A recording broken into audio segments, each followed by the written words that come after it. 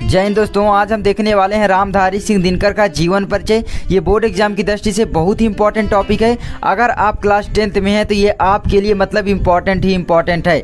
इसके साथ साथ मैं आपको इनकी रचनाएं भी याद करवा दूंगा। ठीक है, इसको मैंने अपनी भाषा में लिखा, एकदम सरल भाषा में, आपको एक बार में याद हो जाएगा। बस वीडियो को आखिरी तक देखते रहो। इसके पहले हम राजेंद्र प्रसाद, जयशंकर प्रसाद और यहाँ पर आचार्य रामचंद्र शुक्ल की जीवन परिचय की वीडियो बना चुके हैं। इसी तरह की अगर नहीं देखें डिस्क्रिप्शन में सभी की लिंक मिल जाएगी। सभी जीवन परिचय की प्लेलिस्ट है, आप जाकर चेक कर सकते हैं। चलिए देखते हैं यहाँ पर रामधारी सिंह दिनकर का जीवन परिचय। ठीक है, देखिए रामधारी सिंह दिनकर का जन्म सन 1908 ईस्वी को बिहार राज्य के मुंगेर जिले के सिमरिया नामक ग्राम में हुआ था। तो यहाँ पर आप ध्यान रखिए कि रामधारी सिंह दिनकर का जन्म, ठीक है, सन 1908 ईस्वी को हुआ था। कहाँ पर हुआ था? बिहार में हुआ था। अब बिहार के भाई कोई जिला होगा, तो जिला कौन सा था?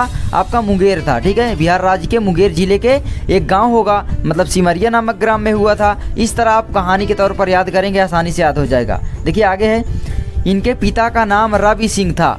किसी से रिलेट कर लो, आपका दोस्त हो या कोई हो आपके अगल बगल रवि कोई, तो इनके पिता का नाम रवि सिंह तथा माता का नाम मनरूप देवी था। ठीक है, तो इस तरह से याद कर लो कि इनके पिता का नाम रवि सिंह तथा माता का नाम मनरूप देवी था। इनकी अल्पायु में ही इनके पिता का देहांत हो गया। आप देखेंगे यार, ज़्यादातर हमेशा लेखक या कवि जितने भी हुए हैं, उनके पिता की, माता की देहांत जो है या मृत्यु आप कह सकते हैं, अल्पायु में ही लगभग हो जाती थी, बचपन में या अल्पायु में या बहुत कम उम्र में। तो मतलब यार ये कॉमन एक प्रकार से हो गया है आपका। ठीक है, इन्होंने पटना विश्वविद्यालय से बीए की परीक्षा उत्तीर्ण की।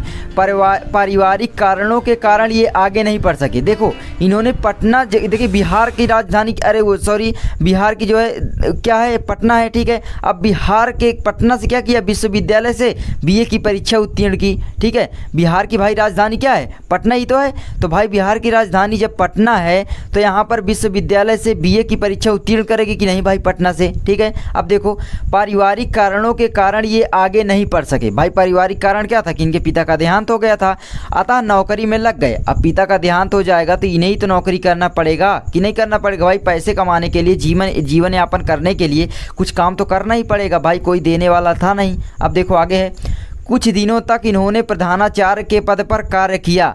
भाई ये प्रधानाचार्य हो गए जिस स्कूल से पढ़े थे, बस इस तरह लिख सकते हो। ठीक है, कि कुछ दिनों तक इन्होंने प्रधानाचार्य के पद पर कार्य किया। कुछ दिनों बाद ये बिहार विश्वविद्यालय के हिंदी विभाग के अध्यक्ष पद पर आसीन हो गए। एकदम देखिए सिंपल भाषा में लिखा है कि भाई कुछ दिनों बाद ये बिहार विश्वविद्यालय के हिंदी विभाग के अध्यक्ष पद पर आसीन हो गए। भाई बिहार विश्वविद्यालय के। ठीक है, अब देखिए ये भारतीय संसद के सदस्य निर्वाचित हुए। भारतीय संसद यानी ये किसके निर्वाचित हुए? राज्यसभा के। ठीक है, इसको भी आप लिख सकते हो, मैंने नहीं लिखा क्योंकि याद इतना नहीं करना है यार, जीवन परिचय एकदम इसी तरह लिखना है बस आपको। कुछ समय के लिए ये भागलपुर विश्वविद्यालय के उप कुलपति भी रहे। आप इसको याद करें या ना करें, छोटा सा लिखना है 2 नंबर के लिए। ठीक है, इसके बाद भारत सरकार के या विभाग में, यानी भारत सरकार के हिंदी विभाग के आप कह सकते हो सलाहकार के रूप में कार्य किया। इस तरह से कह सकते हो, या जो लिखा है इसके बाद भारत सरकार के गृह विभाग में हिंदी सलाहकार के रूप में हिंदी की सेवा की, इस तरह भी लिख सकते हो भाई। किसी भी तरह मतलब लिखने के बहुत सारे तरीके हो सकते हैं। आगे है, देखिए आगे, इनके उर्वशी नामक काव्य रचना पर इन्हें 1 लाख का ज्ञानपीठ पुरस्कार प्राप्त हुआ। सॉरी बोलने में थोड़ा दिक्कत हो जाती है। ठीक है, अब देखिए भागलपुर विश्वविद्यालय द्वारा इन्हें डिलीट की उपाधि द्वारा सम्मानित किया गया। भाई भागलपुर विश्वविद्यालय से इन्हें क्या किया? पहले देखिए कुछ समय के लिए भागलपुर विश्वविद्यालय में उप कुलपति रहे। ठीक है, उप कुलपति रहे, और फिर भागलपुर विश्वविद्यालय द्वारा ही इन्हें डिलीट की उपाधि भी प्रदान की गई थी। ठीक है, अब देखो इन्होंने अब देखिए डिलीट की उपाधि के बाद क्या हुई? इन्हें पद्म भूषण की उपाधि से सम्मानित किया। भाई पद्म भूषण कौन देगा? तो भारत सरकार देगा। तो आप कह सकते हो कि इन्हें भारत सरकार ने पद्म भूषण अलंकार द्वारा सम्मानित किया था। इस तरह भी कर सकते हो भाई, लिखने के बहुत सारे तरीके हो सकते हैं। कुछ नहीं याद हो रहे हैं तो उनको मत याद करो। ठीक है, इतना बड़ा भी नहीं लिखना है आपको, इतना छोटा सा लिख देना है, आधे पेज से थोड़ा सा ज़्यादा, और इनकी रचनाएं इतनी 2-3 लिख देना, जिससे आपको 1 नंबर भी कोई नहीं काटेगा। ठीक है, मतलब कि आप देख सकते हो भाई 3 नंबर का ही तो होता है, 1 नंबर आपके रचना का मिलता है। आपका लिखा रहेगा कि किसी लेखक 3 दिया रहेगा, किसी लेखक का जीवन परिचय लिखिए तथा उसकी 1 रचना को उल्लेख कीजिए। तो आप यहाँ पर 2-3 रचना लिख दीजिए, पहली बात। और दूसरी बात भाई 2 नंबर के लिए क्या आप 2 पेज का जीवन परिचय लिखेंगे? भाई 1 पेज से थोड़ा सा कम लिख दो, तब भी उतना ही नंबर मिलेगा। मतलब एक पेज को आप 3 नंबर मान के चलिए, ठीक है। इस तरह से आपको लिखना है, तो आप इसको लिख लीजिए। अब इनकी प्रमुख रचनाएं देखिए, मैं याद करवा देता हूँ।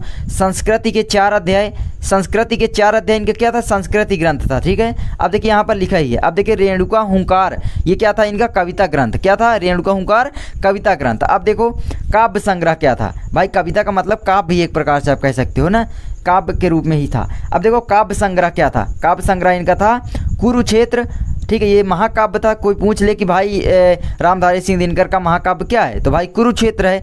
अब देखो इनका काव्य ग्रंथ क्या है, रश्मिरथी और उर्वशी इनके प्रमुख काव्य हैं। इस तरह तो बहुत सारी रचनाएं मैंने इंपॉर्टेंट लिखवाए, ताकि आपके अगर जो पहले रचनाएं पूछी जाती उनमें आ भी जाए तो आप इस तरह पूरा कर लो। जैसे मान लो पूछ लिया कि कुरुक्षेत्र किस विधा की रचना है, तो लिख दोगे महाकाव्य रश्मिरथी किस विधा की रचना है, भाई काव्य संग्रह है। और या पूछ ले कुरुक्षेत्र किसकी रचना है, तो आप रामधारी सिंह दिनकर। रश्मिरथी किसकी रचना है, रामधारी सिंह दिनकर। उर्वशी किसकी रचना, रामधारी सिंह दिनकर। तो इसीलिए मैं रचना अलग अलग लिखा करता हूँ हमेशा, ताकि आपको हर तरीके से, हर दृष्टिकोण से मदद मिले, हर एंगल से आपको जानने को मिले। इसलिए दोस्तों इसको मैंने लिखा था। तो आप लिख लीजिए, रामधारी सिंह दिनकर का यही था बस।